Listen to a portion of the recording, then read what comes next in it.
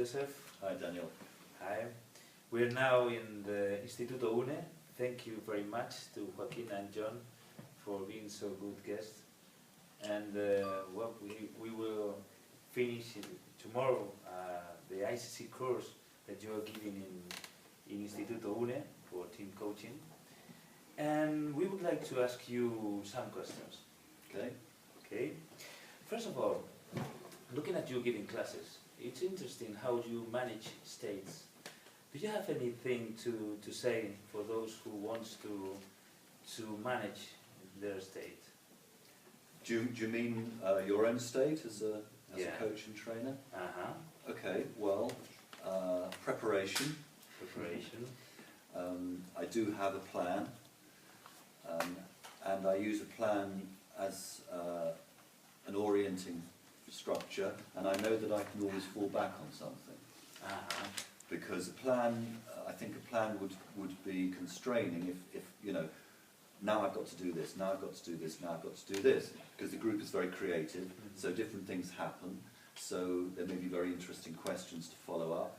I may get a new exercise idea, so I need to have that flexibility. But the plan gives a confidence, so it's kind of default. Secondly, I want to have fun, so I do have fun, right? So that's very important, because fun is a really good state. If you can keep in a state of fun, then everything's much easier. And what else? I guess that it's also about curiosity. It's about, you know, what's going to happen, how is this going to turn out, what are people going to say, because everything's new anyway. You can never give the same training, because you're a different person and you have a different audience. So everything's new, so there's no way that you can get bored. If anything happens that isn't in the plan, then who knows whether it's good or bad. If I feel some anxiety about that, then I will kind of make a negotiation with myself. Negotiation? Yeah, like, okay, I don't want to think about this now, right? I'll sort it out later. Okay, so there's your internal dialogue. You try to put it later. Yeah, sure, because internal dialogue is one thing that will really get in the way of being present in training. So, you know, if something happens and I'm not prepared for it, or it's a little bit of a surprise or something, then I'll say, okay, internal dialogue, I promise I'll pay attention, but later please. Okay? And then of course I do. At the end of the training, then I'll sort out what happened and what I could have done differently or whatever. So just to learn from that. But actually at the time it's really important to be with the people and do your best and learn. So if those thoughts are in my mind and that's happening, then that's great. So just for Goran still wants to learn more? Of course.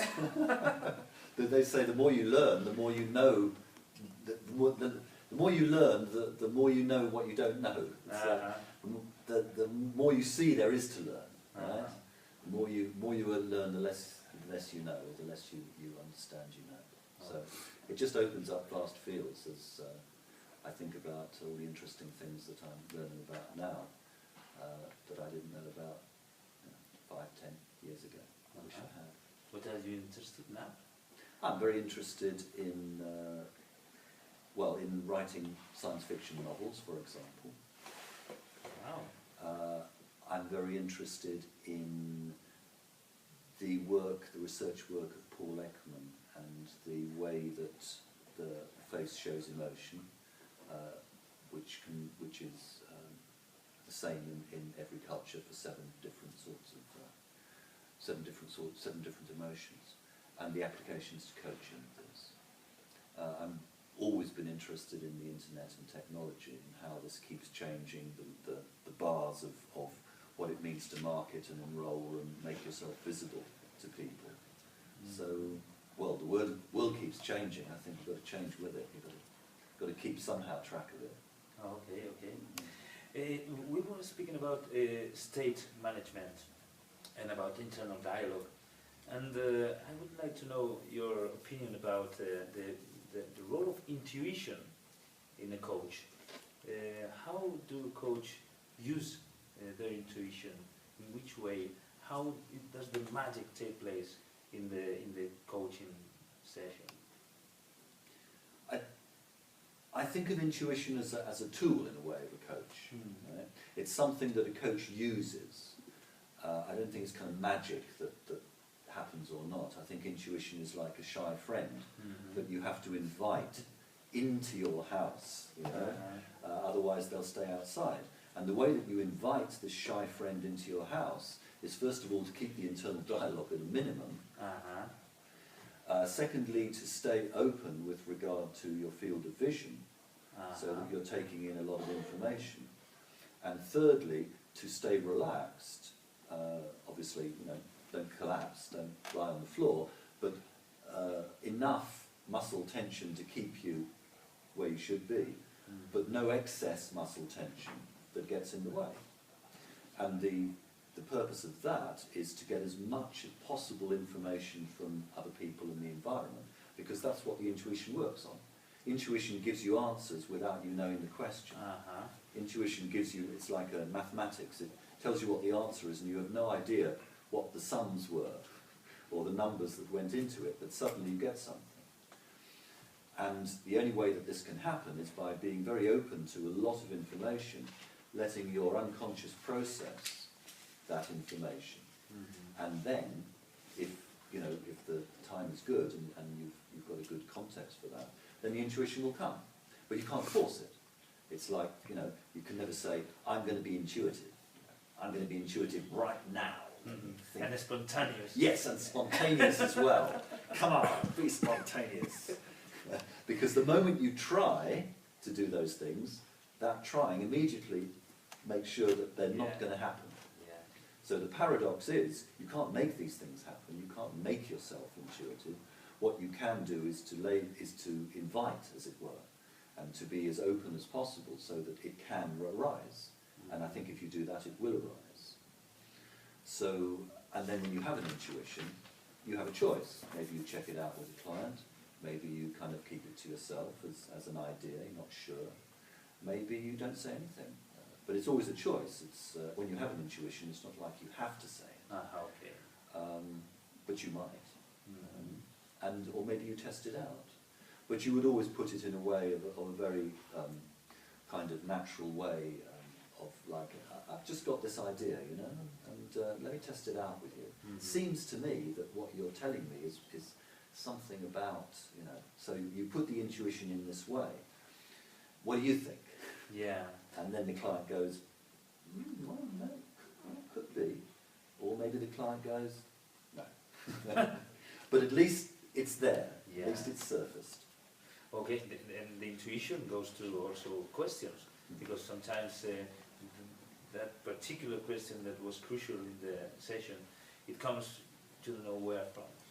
It comes, it simply appears, and maybe because of the intuition. Yes, I think if we're talking about questions in a session, questions come from experience of being in similar situations. Questions come from learning. Questions come, yes, from intuition. You may suddenly ask a question that surprises you. Now, this is usually the very best question of all. You know? If I can ask a question that surprises me in a good way, then this is usually a good sign. So, yes, be open to what's coming on. This is why it's destructive for a coach to be kind of, you know, waiting for the client to stop talking so that they can ask the next question that they've decided on already. 10 minutes ago. 10 minutes ago. It doesn't go anywhere. It's like, okay, the client finishes talking, and then, so where does that lead us? So now what's the next step? In fact, the better question is what it arises an answer of the client that you don't expect at all, and even the client doesn't expect until this moment. Yeah, definitely. If the client says something that surprises them, then it's a very good sign. Okay. Well, I would like to know your opinion about language, which is a skill in which you're really, really an expert, a model for many of us.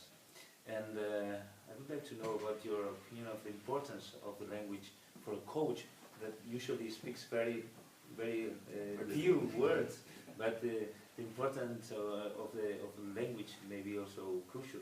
What's your opinion about language? Well, I value language. I think it's a very important tool. It's not the only one, but it is very important. We live in a sea of language. Our whole way of being and personality is moulded by language. There are certain thoughts that are unthinkable in some languages. There are certain ones that can only be thought in other languages. There are words in Spanish that are untranslatable in English.